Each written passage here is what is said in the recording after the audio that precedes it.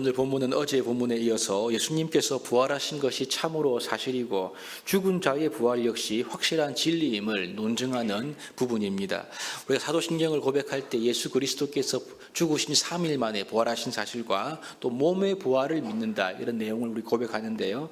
고린도 교회 안에는 죽은 자의 부활이 없다고 여기는 사람들이 있었습니다. 오늘 본문 12절을 보시면 이렇게 말씀합니다.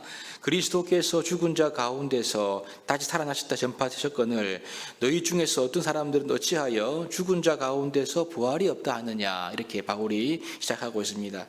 예수께서 십자가에서 죽으시고 사흘 만에 부활하신 것은 확실한 사실입니다. 그렇지 않습니까? 지금 이 부활의 복음이 전파되어서 고린도의 교회가 세워진 거죠. 그런데 고린도 교회 안에는 예수님의 부활뿐만이 아니라 죽은 자가 부활한다, 이 사실을, 진리를 믿지 않고 거부하는 사람들이 있었던 것입니다. 여러분, 사실 고대의 거의 모든 이방인들은 부활을 믿지 않았습니다. 당시 세계관인 그리스도 철학에 의하면 그것은 근본적으로 이원론이지요. 쉽게 말하면 영은 선하고 육은 악하다고 보는 견해입니다. 이런 세계관에 근거해 보면 영은 선한 거지만 육, 즉 우리의 몸은 악한 것으로 보기 때문에 죽은 자의 몸이 부활한다, 이것은 영생한다, 이것은 그 당시 이방인들은 믿기 어려웠던 그러한 내용이었습니다. 이렇게 그들이 속한 주변의 영향을 받았던 고린도 교회의 일부 성도들 역시 죽은 자의 부활은 아마 쉽게 수긍하기가 어려웠던 것 같습니다. 그런데 바울은 이러한 세상적인 가치관과 풍조에 결코 타협하지 않습니다. 오히려 더 부활의 확실성을 선포하고 논증하면서 고린도 교회의 온전한 복음, 즉 부활의 복음을 증거하는 데 힘을 쓰는 모습을 보게 됩니다. 사실 부활에 대한 진리는 고린도 교회의 이 여러 가지 문제를 교정하는 데 있어서 꼭 다루어야 할 굉장히 중요하고 기본적인 가르침이었습니다. 왜냐하면 이 부활에 대한 믿음은 여러 가지 고린도 교회가 맞닿아 있었던 문제들과 연관되기 때문에 그런데요. 대표적으로 고린도 교회에서도 음행의 경우에 이 부활의 교리와 밀접한 관련이 있습니다. 아까 그리스 철학에서는 몸은 악한 것으로 본다 하지 않았습니까? 그러니 한 극단은요, 몸을 이제 고행과 금욕으로 학대하기도 했고요. 또 한 극단은 몸으로 방탕히 여기는 죄를 범하는데 거리낌이 없었던 것입니다. 음행의 경우에는 몸은 어차피 악한 거니까 몸으로 방탕한 죄를 지어도 상관없다, 이러한 입장으로 이것이 이어지게 되는 거죠. 그러니 당시 헬라 철학의 영향 때문에 음행이 있었다고도 볼 수가 있는 것입니다. 그러므로 바울은 부활, 즉 몸의 부활에 대해서 매우 상세하게 다룰 필요가 있었던 것입니다. 왜냐하면 지금 현세에서 우리가 몸으로 하는 모든 신앙생활은 장래의 영광스러운 몸의 부활과 직결되고 연결되기 때문에 그런 거죠. 성경의 가르침, 복음적인 가르침은 몸을 악한 것으로 보질 않습니다. 그래서 바울은 몸을 가리켜 하나님의 성령께서 거하시는 하나님의 성전이다, 그렇게 말씀하지 않습니까? 이 몸은 하나님의 성령이고 죽은 뒤에 반드시 부활하게 될 것이기 때문에 그리스도의 구속함을 받은 성도들은 말 그대로 죽고 난 이후에 완벽한 성전, 완벽한 몸으로 부활하게 된다는 것을 우리에게 알려주고 있는 거죠. 그렇기 때문에 이 복음은 몸은 하나님이 거하시는 성전이다, 이렇게 보기 때문에 몸으로 죄를 범할 것이 아니라, 혹은 몸으로 몸을 학대하는 것이 아니라 우리의 몸으로 하나님께 영광을 돌리라, 그렇게 우리에게 말씀을 하고 있는 겁니다. 그래서 바울은 어제 본문에서 초대교회의 신앙 고백으로 보이는 내용을 들어서 먼저 예수 그리스도께서 부활하신 것은 성경에 근거한 것이다, 이것을 밝혔고요. 뿐만 아니라 한두 사람이 아닌 여러 부활의 목격 증인을 통해서 예수 부활의 확실성을 강조했습니다. 이것은 우리의 몸의 부활이 진짜임을 말하고 있는 거죠. 어제 본문에 이어서 오늘 본문은 바울이 이 부활의 확실성을 논증하기 위해서 이 만일 죽은 자의 부활이 없다면, 즉 부활을 빼고 복음을 설명한다면 그것이 설명이 되는가, 이러한 논점에서 본문을 풀어가고 있는 것을 보게 됩니다.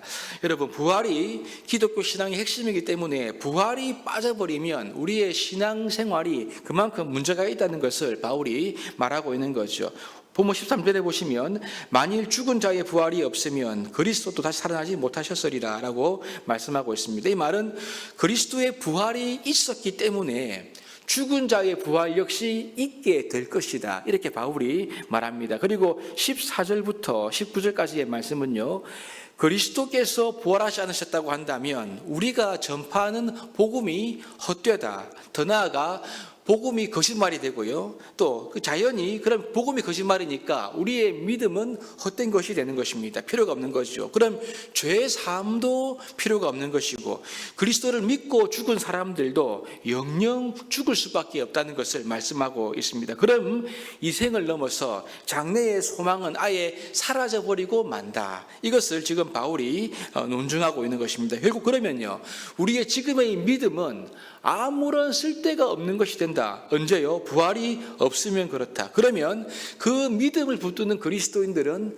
세상에서 가장 불쌍한 자다. 그렇게 바울이 반대로 논증을 하고 있는 것입니다. 한마디로 부활이 없으면 복음 자체가 헛되고요, 거짓말이고요, 우리의 믿음의 근거와 부활의 영혼의 장래의 소망이 완전히 사라지게 된다. 이것을 바울이 말씀하고 있습니다. 이 바울의 논증 가운데 가장 설득력 있게 다가오는 부분은요, 바울이 지금 죄와 죽음을 상관관계로 다루고 있는 부분인데요. 보시면 이렇습니다. 17절입니다. 그리스도께서 다시 살아나신 일이 없으면 너희의 믿음도 헛것이고 헛되고 여전히 죄 가운데 있을 것이요. 이렇게 말씀하지 않습니까? 여러분, 죄의 삭시 사망입니다. 즉 성경은요, 죽음은 죄의 결과라고 분명히 우리에게 말씀하고 있습니다. 복음은 메시아이신 예수 그리스도께서 우리의 죄를 대속하신 놀라운 사건이죠. 바울은 이 복음이 참 복음인 이유가 그리스도께서 이 죄의 결과인 죽음을 이기시고 부활하셨기 때문에 예수 그리스도를 믿는 모든 성도들에게는요, 죽음의 원인이 되는 이 죄 사함을 확실히 선포할 수가 있다는 것을 증거하고 있는 겁니다. 그러므로 주님의 부활은 우리의 죄 문제를 완벽히 해결하신, 즉 그리스도의 속죄의 은혜를 완성하신 사건이다. 이렇게 우리가 이해할 수가 있습니다. 이렇게 볼 때 여러분, 부활이 없거나 부활을 부인하게 되면 복음의 핵심 진리가 심각한 타격을 입게 됩니다. 그럼 여러분, 우리의 믿음이 아무런 소용이 없게 되는 거죠. 주 예수님 믿어야 될 이유가 없는 것입니다. 그만큼 여러분, 이 복음의 핵심 진리가 그리스도의 부활이고요, 또한 장차 성도들이 맞이하게 될 부활과 밀접한 관계가 있다는 것을 우리가 확인할 수가 있습니다. 지금 우리 현실 살아가는 성도들에게는요, 이 거룩한 믿음의 기초가 부활이고요, 또한 장래의 소망을 주는 것이 부활이기 때문에 복음의 핵심 중의 핵심이 바로 우리가 부활한다는 사실임을 우리가 깨달을 수가 있는 거죠. 오늘 본문에서 사도 바울은 역으로 만일 부활이 없으면 복음이 헛되고 믿음도 헛되고 죄 사함도 없고 영원히 죽는, 즉 소망이 없는 가장 불쌍한 사람이다. 이렇게 말하고 있는 그 반대에는요, 예수님께서 확실히 부활하신 것이다. 또한 성도들에게 이 부활의 확실한 소망이 약속되어 있다. 이것을 강조하고 있는 거죠. 복음은 참된 능력이고 우리의 믿음은 현재와 미래를 연결하는 실질적인 축복이고 죄를 용서받았을 뿐 아니라 죄를 다스리는 능력을 소유했고 영원한 소망이 약속되어 있으므로 부활을 믿는 성도들이 가장 복된 존재이다. 이것을 역으로 강조하고 있는 것입니다. 우리가 장례식 때 주로 부활에 대한 메시지를 듣지 않습니까? 여러분, 그렇지만 이 부활에 대한 소망은 장례식에만 필요한 메시지가 아닙니다. 부활 소망은 우리가 항상 묵상하고 사모해야 할 진리입니다. 우리가 부활의 소망을 바라볼 때 우리의 현실에 있는 모든 고난과 어려움을 비로소 견딜 수가 있고요, 마침내 우리의 신앙의 경주를 완주할 수 있는 그러한 동력을 얻을 수가 있습니다.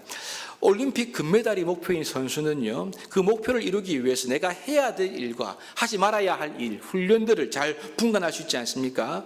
이 땅에 쓰였던 성공이 목표가 아니라 확실한 부활의 약속이 우리 성도의 분명한 목표가 되면 우리가 이 땅에서 버려야 할 것, 취해야 할 것, 이것이 선명해지는 것을 경험할 수가 있게 될 것입니다. 그러므로 예수께서 부활하셨고 주를 믿는 모든 성도에게 약속된 이 부활을 우리가 소망하고 믿고 우리의 궁극적인 목표로 두게 될 때 우리의 오늘의 삶, 그리고 오늘의 삶은요, 우리가 신앙의 경주를 완주할 뿐만 아니라 소망 가운데 나아가는 복된 은혜 가운데 서게 될 것입니다. 부활의 약속을 소망하면서 우리에게 오늘 주어진 하루를 최선을 다하고 우리가 헛된 믿음이 아니라 확실한 믿음임을 우리가 감사하면서 하루하루 기쁨과 감사와 믿음으로 승리한 우리 모두가 될 수 있기를 주님의 이름으로 축복합니다.